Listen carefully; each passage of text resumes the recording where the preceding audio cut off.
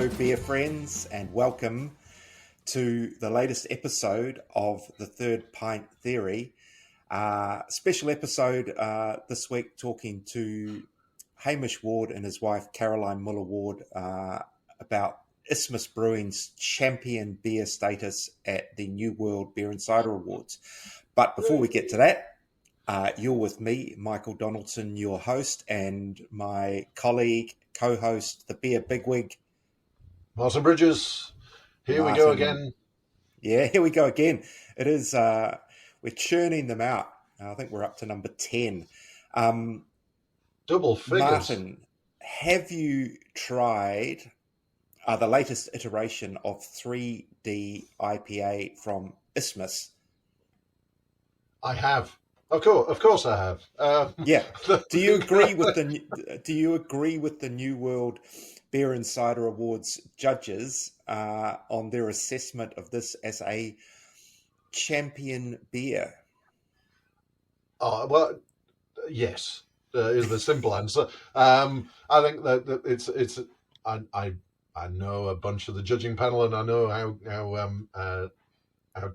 good they are, and I always respect the outcome of those awards. But yeah, I went to my local New World at the weekend, and a large number of beers fell into my trolley across the range. But I definitely made sure to grab a couple of the 3D IPA from Isthmus, and I took a can round to my mum and dad's last night, and we shared a can with my dad, and it's just a great beer. Hey, it is a bit of a, it's not quite a throwback.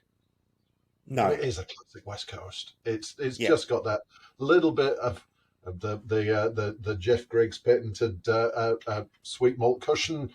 yes. But the hops, it's all about the hops. Yeah. It's great. It's bitterness, hop flavor. Yeah. It's a real, a real building bitterness. I felt, it just grows and grows and grows, and finishes really dry and minerally, which you want from that style of beer. It's not faultless. Like no beer, I think it's hard to have a beer that's perfect. But as an encapsulation of that style, and especially as it was, and as we knew it, in the golden age of extremely hoppy, bitter West Coast style IPAs, it's not quite a throwback because it's quite modern still, quite light and on the palate. But yeah, the sweetness there just kind of envelops the hops really nicely until they just burst out at the end. And I kind of think that's what you want. Oh, it's everything I want. I will have to go back and buy some more because I only bought 2, and that's nowhere near enough. It's just a classic. It feels like if you were to ask me what a West Coast IPA is, I would point to that. It's spot on. Yeah. Pleased that they executed it so well. So pleased for Hamish and Caroline. You know, they've had a pretty rough time of it with the Deep Creek liquidation. So which we will hear about in the interview. But no, I was just really It was good to see all the New World Award winners in the supermarket. I was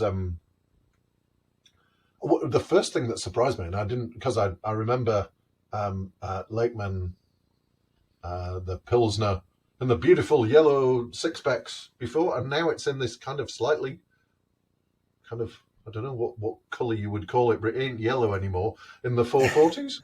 And it was like, oh, that's a bit weird. But anyway, I will certainly. I'm sure the beer tastes fine, but it was just it's a bit. Yeah, what is confused me. that color? It's like autumn leaf gold or something. The color of the can. Yeah, It's- yeah. I It's I knew they'd gone to the 440s, but I didn't realise they'd also changed the colour. So yeah.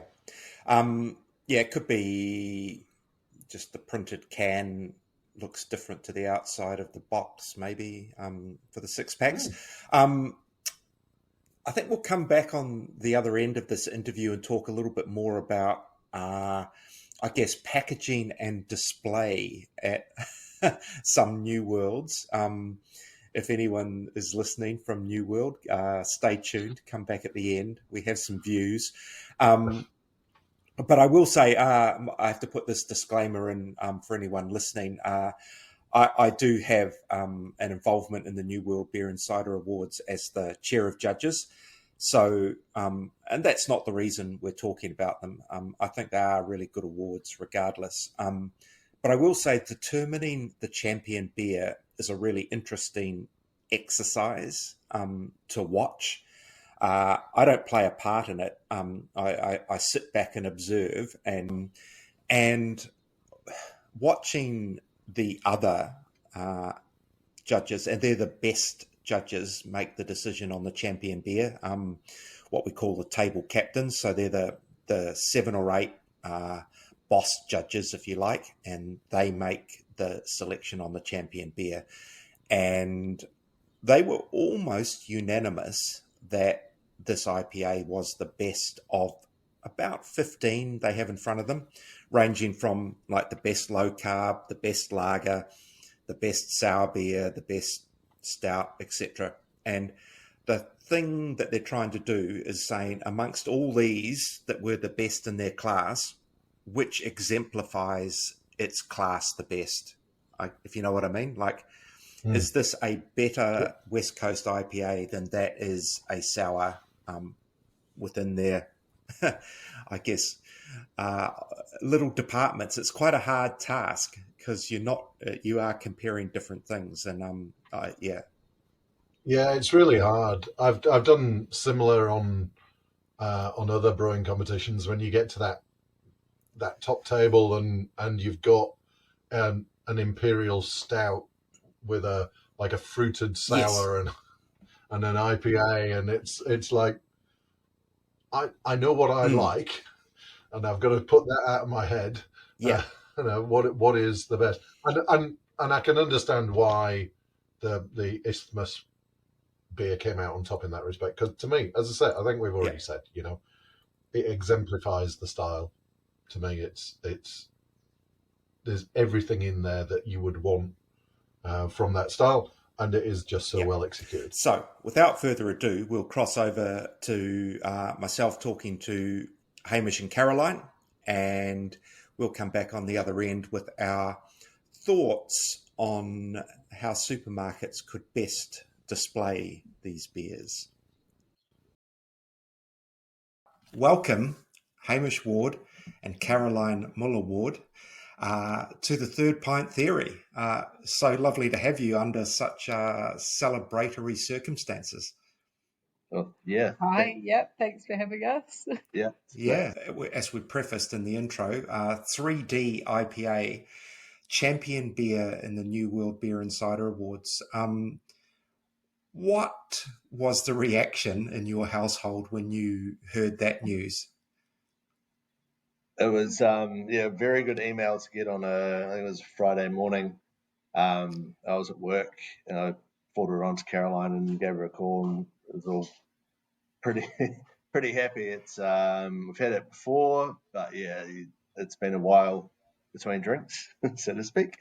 And I immediately dashed out to our 3PL warehouse, which is somewhat near where I work, so we could have some fresh 3D for after work drinks that day. So yeah, You that was don't have great. any in the fridge. Not at work. Sometimes, usually at work, not that day. Um, and then it wasn't until Monday that I got a call from Nadia, the organizer, that not only had we won a top 25 selection, we were also overall champion, supreme winner whichever one it is. So yeah, that was a very nice call to get on a Monday morning. Yeah. Yeah. Oh, so you got the top 25 news and then the champion beer news. Yeah. Two celebrations. Yeah. It was great. Oh, they know how to share the joy, I suppose. Yeah. um, Hamish called me for that one, and I was like, "What? What did you say? What?" Yeah, I was standing on a busy street corner, and I was like, "What do you mean, supreme winner? Is that the top?"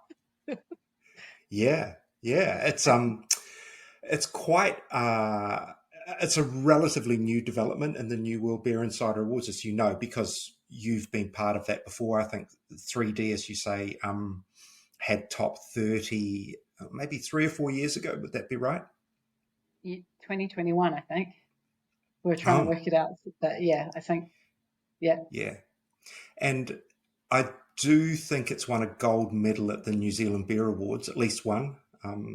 Yeah. Yeah, gold medal last year at the Beer Awards. Yep. So it's been a consistent performer for you in awards for a few years. So it's in some ways it's not a surprise, but in other ways it kind of is, because to an extent Isthmus aren't as well known as many other brands that pop up in that top 25.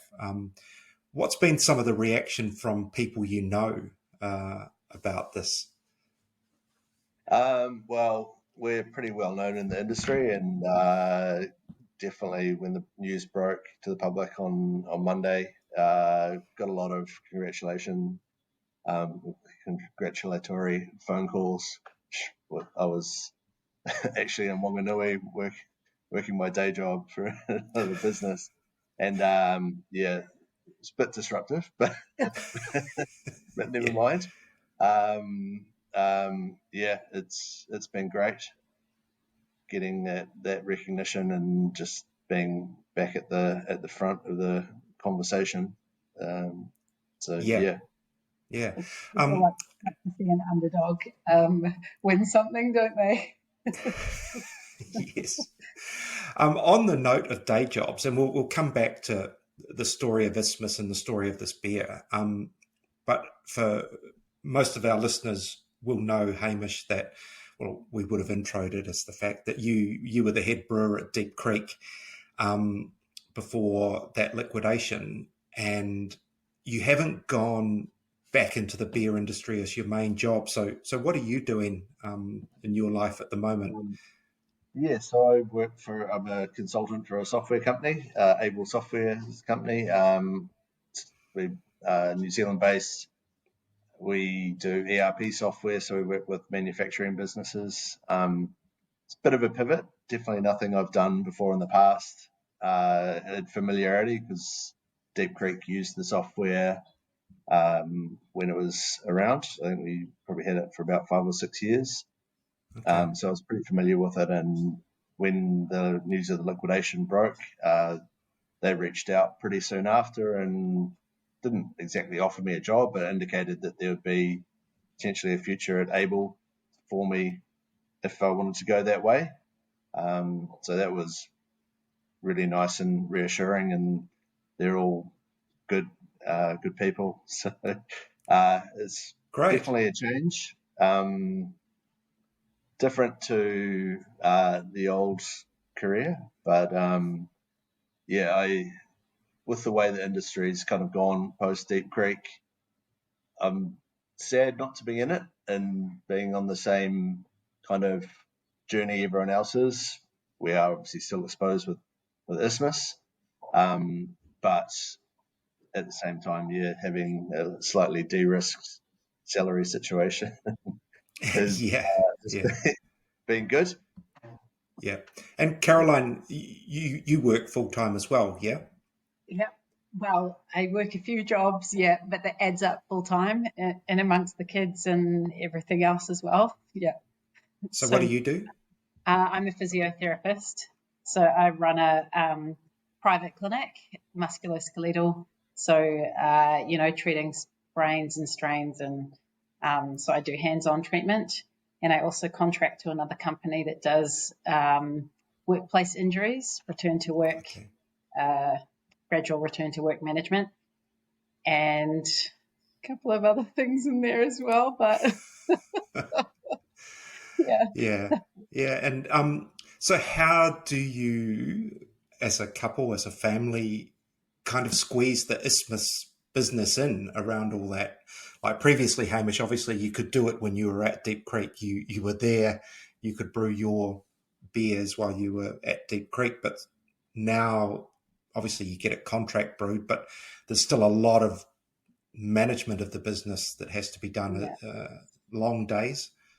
Yeah, long days. It's a challenge. There's always stuff to do. Long list. That's it. Lists. I have lists and lists of stuff that has to be attended to. Sometimes things just drop off the list. But I mean, just the day-to-day running is not terribly time. Not too much time pressure. Obviously, could be or should be. Yeah, it's definitely organising everything that we've had to do for the New World Awards and all the logistics and everything you need to line up, brew beer, have everything show up, get to sites. It's been a big overhead. So yeah, last month or so has been pretty busy, but yeah, on the whole, it'd be nice to spend more time on it, and it's just busy family life. It's sometimes hard to find the time. Okay, and just to, I believe you're getting that beer and others brewed at Liberty. Is that the fact? That's correct. Yeah. They're friends of ours from before they started Liberty. So Okay. I've known Joe and Christina for a long time. They reached out when they got the bad news that we got, and offered to make beer for us, which is great. They've got a similar commitment to excellence, so they're a real good fit for what we wanted to do. So yeah, just having that beer quality taken care of, not having to worry about that so much, is a massive relief. So we can focus on just the rest of the stuff. Okay, and do you go out there at all to overlook it, or do you just have complete trust in their team and what Complete. they're doing? Yeah, I think the first time we contract brewed with them was I was actually still at Deep Creek, so I went out for mashing, and there's not really much point me being there. I'm not going to tell them what to do on their kit. So I've got complete faith in what they're doing out there. I hand over a recipe and they adapt it to their system, which is exactly what I did when we were contract brewing for Deep Creek. And beer comes out the other end.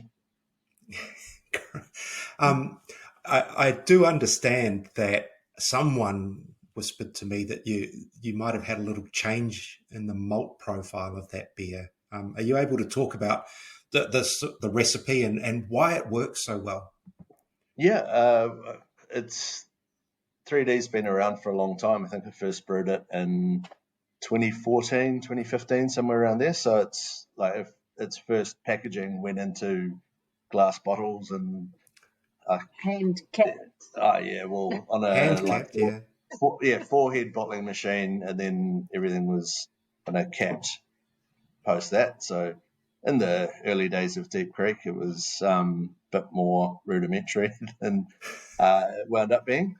And my initial, what I was going for was a classic West Coast IPA, and it was kind of a reflection of what IPA was back then. And over time, IPA's evolved. So IPA now is not what it was back then. So it's modernized a bit. There's no crystal caramel malts in there anymore, which there were back then.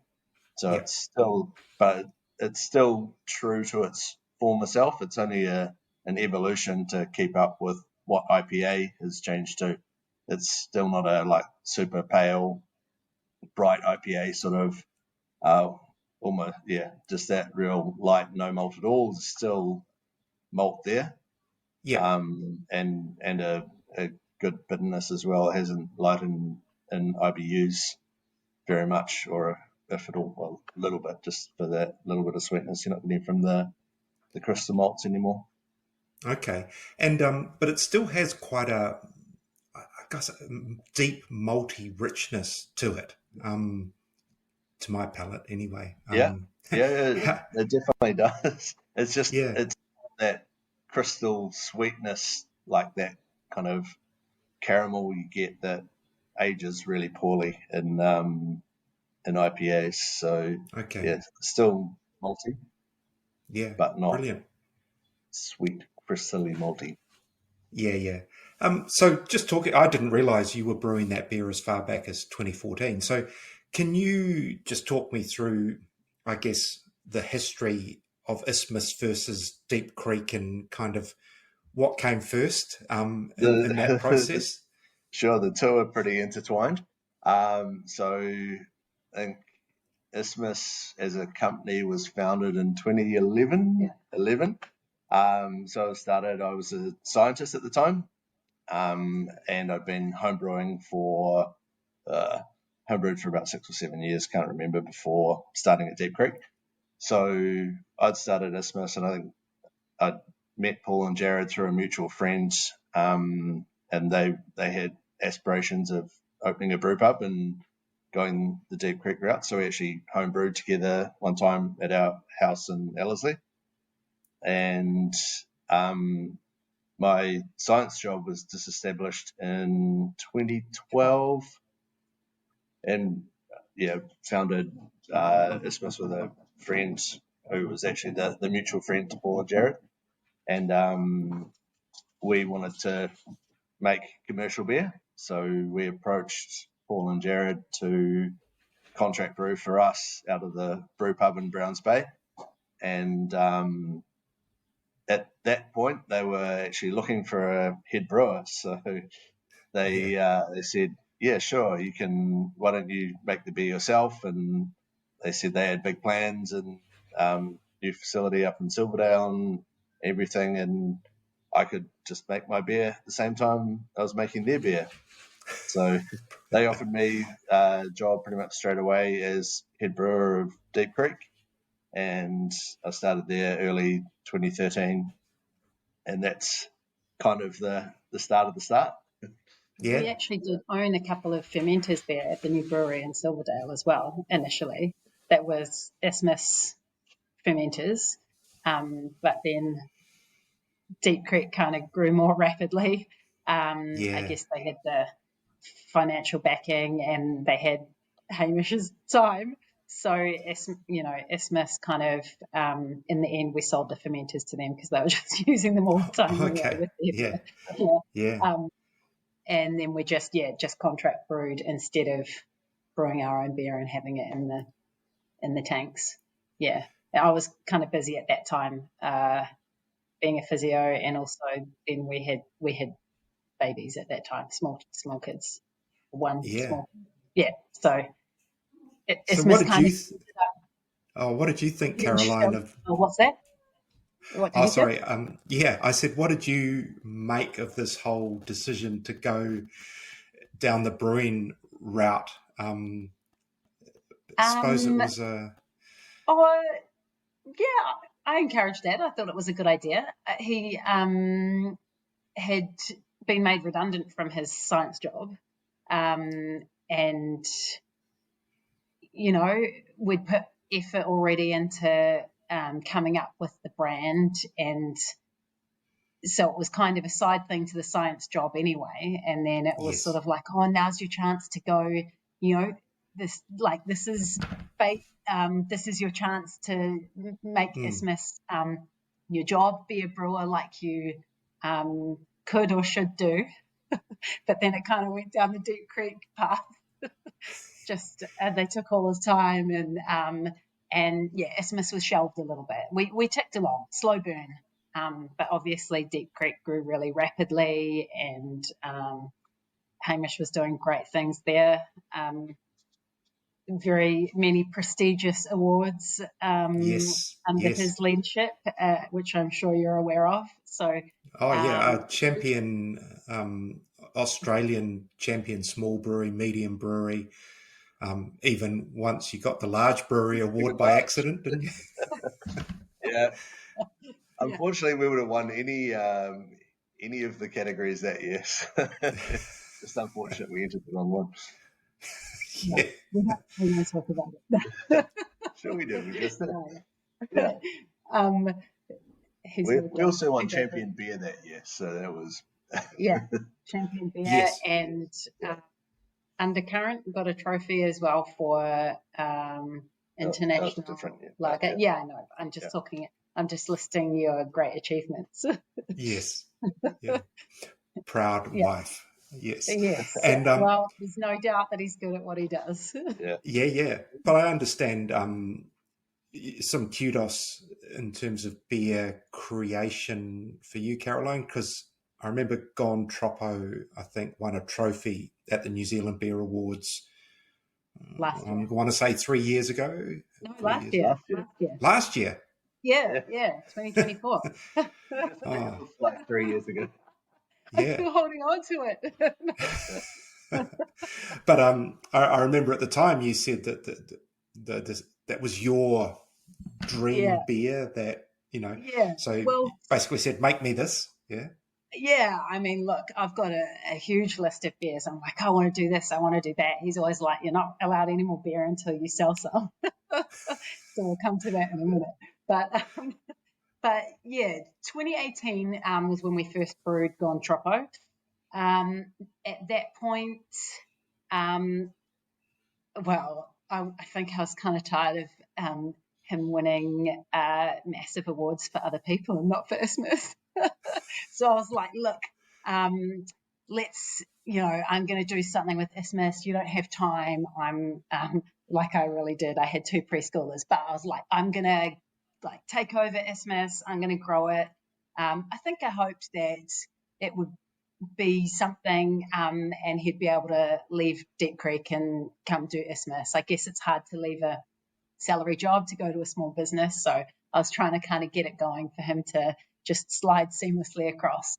But anyway, so we had kind of like for our reboot, an inaugural brew. And I was like, yeah, here's what it's going to be. I want a sour, passion fruit, love it, passion fruit and mango. And so he made it happen, basically. Yeah, it was great that it was actually Caroline's idea, because at the time, Deep Creek were coming up with all these things, and obviously I had got a lot of creative control. And so I'm glad it wasn't my idea, because about a month or so after we'd originally conceived it, someone at Deep Creek said, all right, let's make a passion fruit and mango sour. And I was like, oh, no, that's a good idea, actually. Sorry, I don't think those will work. You said it was already taken. No, I had to play it down because we hadn't made it yet. And if I'd said we were making it, then the pressure would have come on to actually that's going to be Deep Creek's beer. So it was a little bit sneaky, but it was not my idea. Someone else thought of it first. Yeah. And it's everything I hoped for, really. But then I had to sell it. Deep Creek had a lot of success with their passion fruit sour as well. So it was, Was that Aloha? That one, we actually originally did a passion fruit sour before that in our Steam Funk series, and that won a gold at the 2016, 2017, somewhere around there, or at the Brewers Guild Awards back then. And then we rebooted that as the Tiki series, and Aloha was the first of that series, passion fruit guava sour. So, okay. Yeah. And I know, Caroline, you talk about making Isthmus a sort of thing in its own right, and you were possibly heading in that direction before the Deep Creek liquidation. And that sort of set things back a little bit. Would that be fair to say? Yep. Yeah, we we did have plans, and it would have been good to see where those landed, although probably with the benefit of hindsight, not the best timing to be starting or launching a new brewery. There's others that have started and prove that it can be done, even in this economic climate. It would have been a struggle. Yeah, I mean, we lost a lot of security and some money along with it with Deep Creek. So yeah, it would have been that just put the brakes on that for sure. Yeah, but is it possible again that we could see an Isthmus brewery, physical brewery, brew pub down the line? I mean, we'd love that. We would, and I'd love for Hamish to be able to be making beer again. He's so good at it, but you know, it's tricky. I think, you know, you need a bar to go with it, and hospitality is not really our jam, either of us. So, but with the right partnership, you know, somebody who's good with that, it would be good. And I guess some financial backing would be helpful as well. So it's not that we don't want to, I guess. It's just finding the right time and maybe finding the right person or people. It's everything in life's timing, the right circumstances coming together. And a lot of planning. We've got a lot of planning done. So I mean, we were looking for a site and kind of found something that we liked and that kind of thing, but it just it was pretty sudden, Deep Creek's liquidation, so it kind of just blew the plans apart, really. And I think we've been recovering ever since, to be honest. So okay. It's another, I guess, virtue of having your own physical place in Auckland is just the presence in Auckland, and I think it's quite a hard market to maybe be in. Like, you've got great Auckland branding with the name, the logo, you know, even the colours on 3D with the blue tin, you know, sort of Auckland blues kind of colours to an extent. But without that physical presence, I sometimes think it's hard in Auckland to kind of connect to consumers. What's your feeling there? Yeah, I mean, I agree, absolutely. And there's not really even a place where our beer is consistently sold. Oh, we've got a couple of places on tap now where we're a regular tap. But in terms of packaged products, I mean, I get asked really often, where can I find your beer? And it's an unfortunately difficult question to answer, to be honest. Yeah, I mean, with the demise of Newmarket Liquorland, they're always big supporters. It is difficult. Yeah, having that physical place that is your home base is makes you tangible and real to people. People can go to your place. So without that, it is difficult to get noticed, get the support of locals. Auckland's such a big, sprawling area. I think the model that does work is the focusing on your home suburb or building a home base and capturing the minds of your locals in that area. That's kind of the philosophy when Deep Creek started up in Browns Bay. So, I think that works. So we need to find the right spot for our bar, don't we? The good news is, of course, for probably until towards the end of September, that 3D is in all these New World stores. And there is, I guess, an opportunity to leverage off that, you know, in terms of ongoing commitments or being able to get it. But we all know that that's a really complicated process to sort of get stocked on the shelves these days. Have any doors opened in that regard in terms of people coming to you to want a more consistent supply? Yeah, the guys at Foodstuffs have been great. It's been really we obviously knew them in the past, and they're really positive about getting us more widely available in the stores. So absolutely, it's been great from that perspective. Our local New World, who we sell to from time to time, he obviously found out the buyer there and reached out straight away with, right, what have you guys got? Give me everything. So yeah, from that respect, it has been great, and it is a big opportunity, like, to get nationwide ranging and just be relevant to the liquor buyers and people you need to take a chance on you that you can make good beer and it's going to move. So yeah, it's a great opportunity. Yep. Yeah. The hope would be that a lot of these stores would continue to reorder, but it is really tricky to follow up on. That's a really time-consuming. That's some people's full-time job, and as you've just heard, neither of us really have that kind of time. So,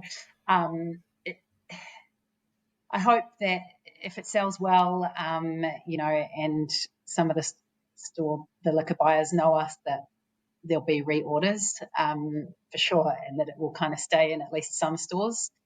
And also perhaps that they'll start to look at some of our other products as well. So, I guess we need people to buy it. We need people to take it off the shelf and buy it. I mean, it's such a delicious IPA. It really is. So we've talked about 3D and Gon Troppo. What else do you have in your range, just so people know?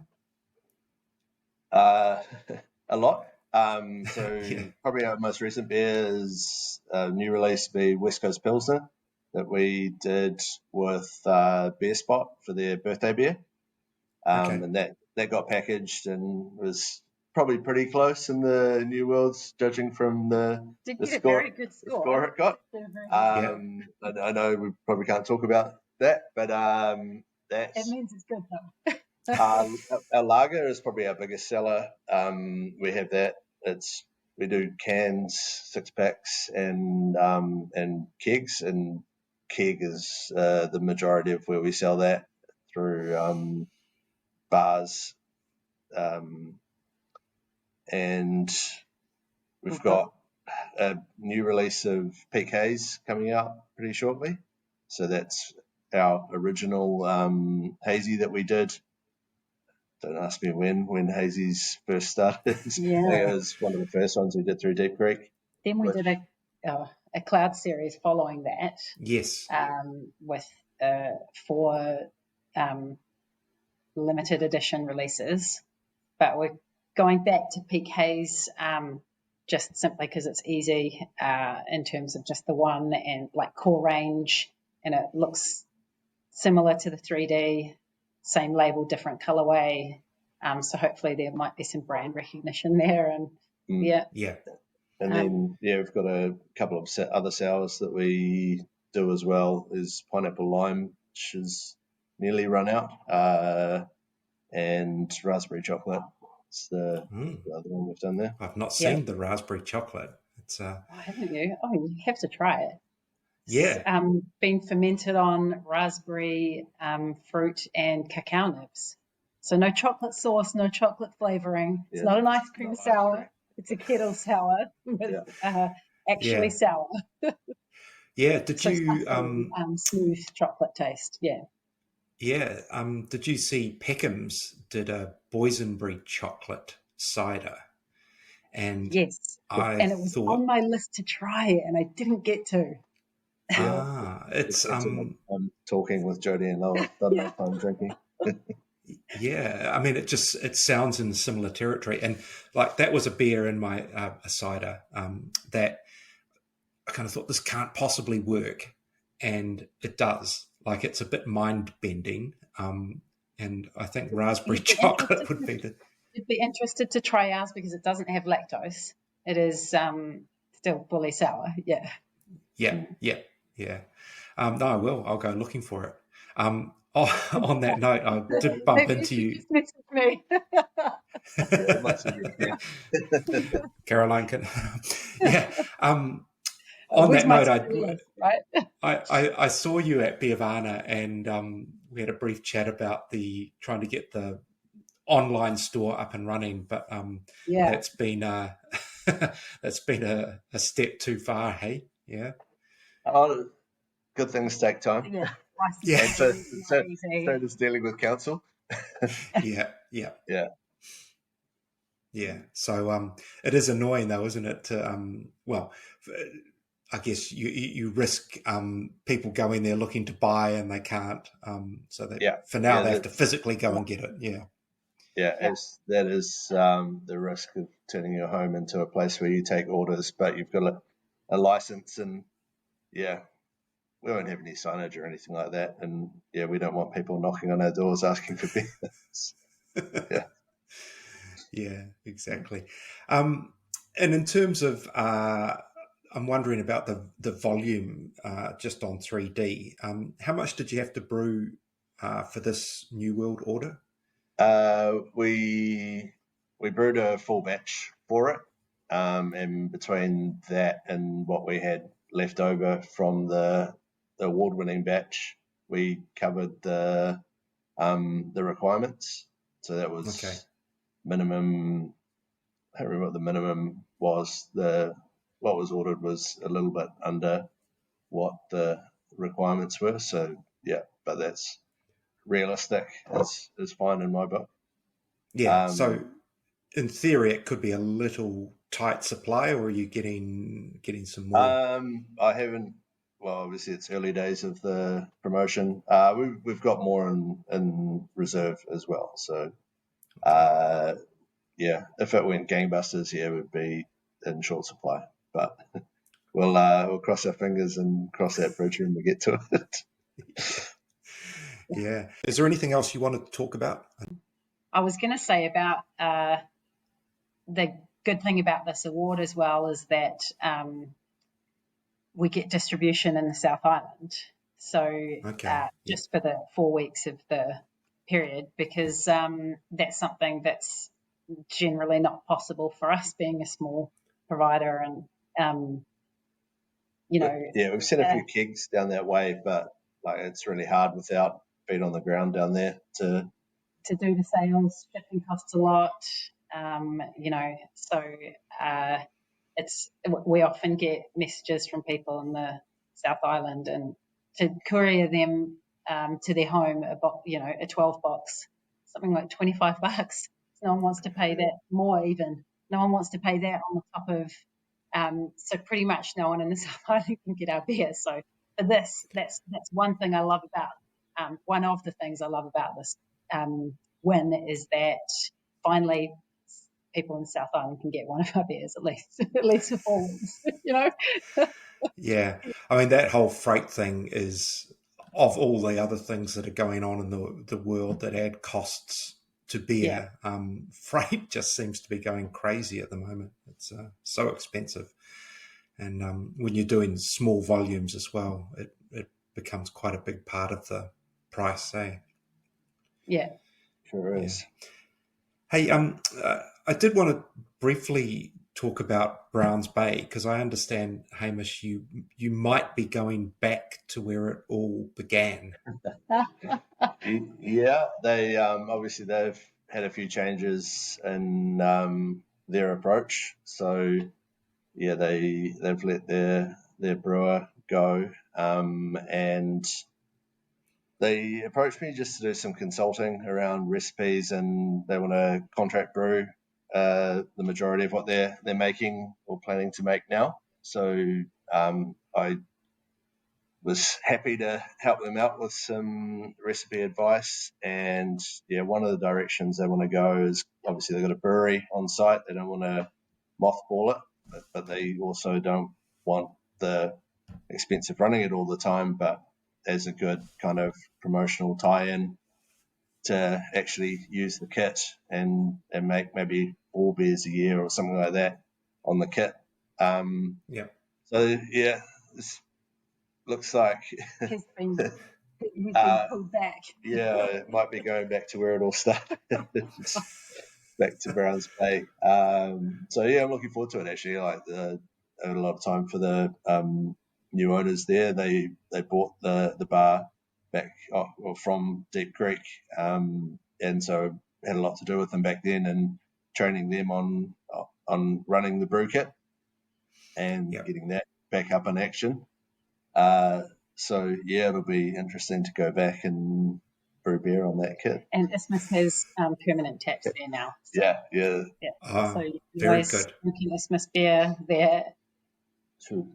That was not part of the deal. That was a separate deal. But yeah, no, it's good to have, like, that's kind of where Isthmus beers were first widely available, was over the bar at Browns Bay, and so it's good to have a presence back there again. Yeah, but my memory, and I haven't been in there for a while, of that kit though, you wouldn't necessarily want to be brewing your own beers there. No, I think the main thing about it is it's not a production facility. So going in there, making beer, and then packaging and getting it all out again takes up a fair amount of bar space. Make good beers on that kit. There's actually the first thing we're looking at doing is an Oktoberfest, and the very first beer I did kind of before I started with Dead Creek was I collaborated with them on their Oktoberfest back in 2012. So it's Back to the Future 13 years later. Same recipe, or if you are? No, it'll be different. I've learned a bit between now and then. Oh, great. Hey, look, it's been really, really good talking to you guys about this. It's been some journey. Like, I do love all the intertwined, interconnected pathways, good and bad. It's been a real roller coaster ride the last few years for both of you. So you may as well enjoy it when you're right at the top, and long may it continue. Yeah, definitely. There's lots of dark times, so you've got to enjoy the good times, that's for sure. Yeah, brilliant. All right. Hey, Hamish and Caroline, thank you so much for joining us, and good luck with the rest of the promotion, and good luck with the future of Isthmus. Thank you. Thanks for your support. Yeah. Thanks, Michael. Yeah. Appreciate it. Okay. I hope you enjoyed that chat.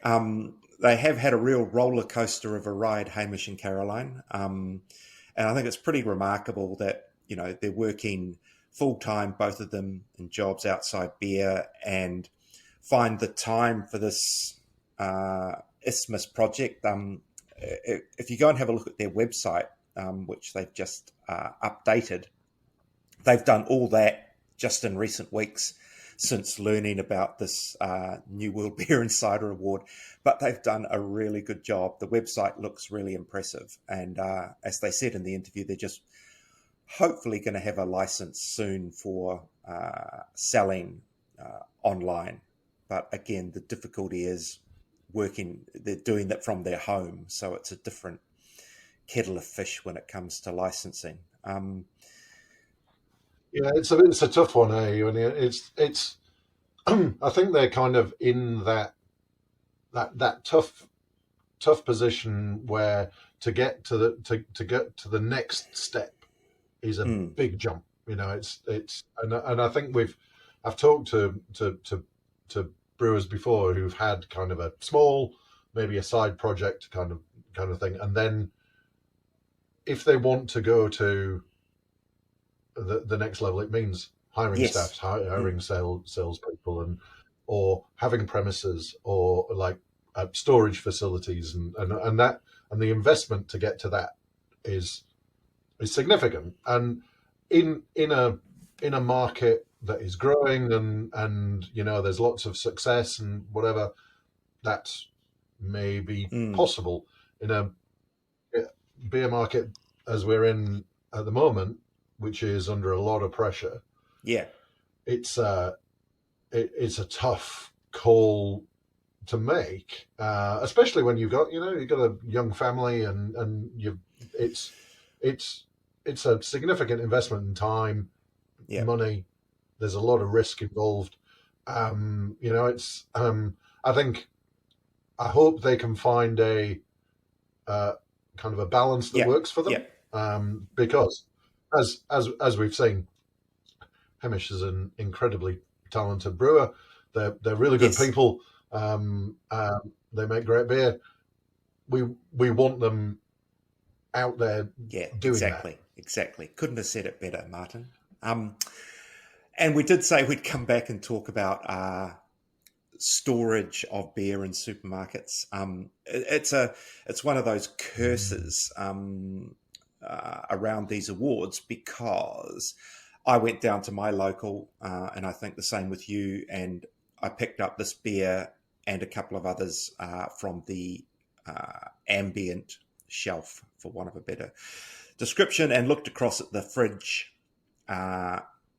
which to my mind could have been squeezed up a little bit to make room for these top 25 beers, especially the hoppy ones, have them in cold storage. But no, they've done a good job of the display, but it's just sitting out there at room temperature, which admittedly in a supermarket, it's not super hot, but not great either. And it's just it's just a shame. Yeah, I agree. I think my local New World, it's the end of a gondola with the display of all 25, and then just to the side of that, there's this immense beer fridge, and they have normally, and they do still have a really big craft beer selection in the fridge, but then they had a subset of the top 25 in that fridge. But I don't understand why for the month of the main part of the promotion, just clear that, stick the top 25 in there, make a big deal of it in the fridge, and then the end of the month, maybe kind of shift a few things out, and over time, as the stock runs down, you can kind of revert it back to kind of the standard. I think it's I just find it really frustrating that supermarkets in general have these. I've got a lot of put in a lot of fridge space for beer, and then the craft stuff in particular, it seems, is the stuff that gets stuck at ambient, and that's probably the stuff that is kind of most sensitive to temperature changes and so on. You've got kind of mass produced lagers, nicely chilled, and these delicate hoppy and beers sitting on an ambient shelf. It's just really frustrating. And I mean, a lot of that, I think, and with those macro beers, they are the most shelf stable beers that you're going to get. They are really well made to hang around for a long time, because there's a lot of them. They move regularly, but not super, they're not as come and go as the cans of the latest release hazy IPA, which is here for a week and then gone. Excuse me. But the customer wants that box of cold Heineken or Steinlager to take straight home and start drinking. Maybe, I don't know. It's a real dilemma when the space isn't there, and for really good beers to be chilled.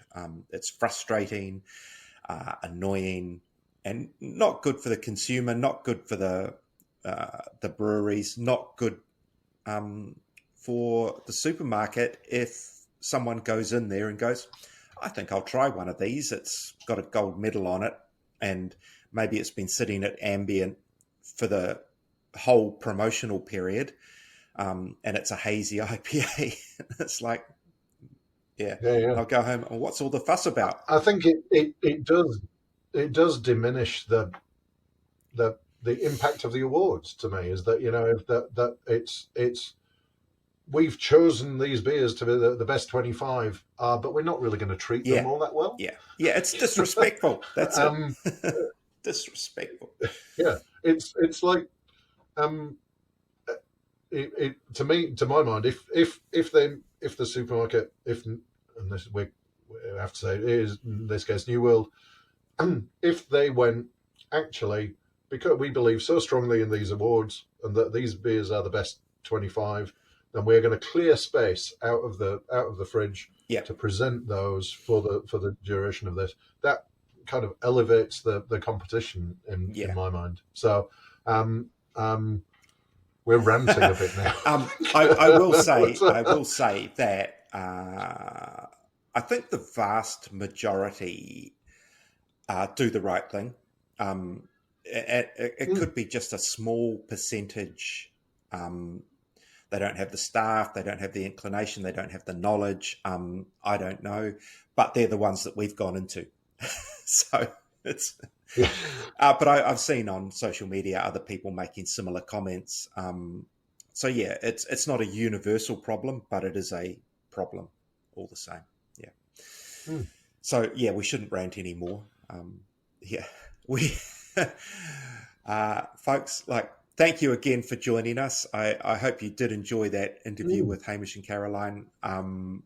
And got another one, I think one for the geeks next week. I was thinking about this with Ben Heaven from Heaven's Brewery in Northland, whose Judas Sheep Dark Lager made the top 25 kind of out of nowhere. So it's a little bit of like, hey, Ben, where did you come from? What have you been doing?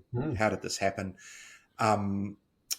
So if you want to prep for that, go out and buy a bottle of Judas Sheep and drink along with us next week while that podcast is on. And as I say, it is. I did buy one. I did try one.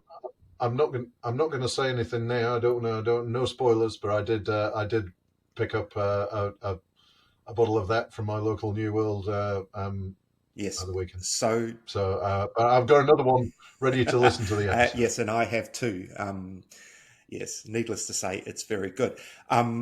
Right. Thank you, everyone. As I say, we'll be back again next week. And until then, enjoy your beers, whether you pick them up chilled or ambient. Do go in and have a look. All right, Martin, catch you next time around. Cheers.